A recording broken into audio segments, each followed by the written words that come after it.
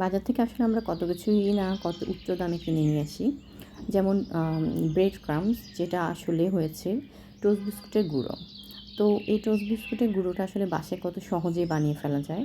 আজকে আমি বাসায় স্যান্ডউইচ বানিয়েছিলাম। তো স্যান্ডউইচ বানানোর সময় যে পাউরুটির চারপাশ থেকে আমরা যেটুকু পাউরুটির সাইডটা কেটে ফেলে দিই, সেই টুকরোগুলো আমি ওভেনে একটু বেক করে নিয়েছিলাম, যেন টোস্ট বিস্কুটের গুঁড়ো হয়ে যায়। তারপর সেই গুঁড়োটা আমি ব্লেন্ড করেছি। ব্লেন্ড করার পর আমি একটু অরেঞ্জ যেই ফুড কালার আছে, সেই ফুড কালারটা দিয়ে নিয়েছিলাম যেন দেখতে সুন্দর হয়। তারপর সেই গুঁড়োগুলো আমি একটা কৌটায় ভরে ফ্রিজে রেখে দিব। তারপর যখন দরকার হবে তখন সেই অনুযায়ী ইউজ করব। আর যদি আরেকটু ভালো চাই তাহলে যখন বের করব ফ্রিজ থেকে, ঠিক তখন তার আগে একটু চেলে নিতে পারি যেন আরেকটু ক্রিসপি হয়ে যায়। বাস, খুব সহজেই আসলে ব্যাপারটা বানিয়ে নেওয়া যায়। দেখুন কত সহজ হয়ে গেল না, তাই না?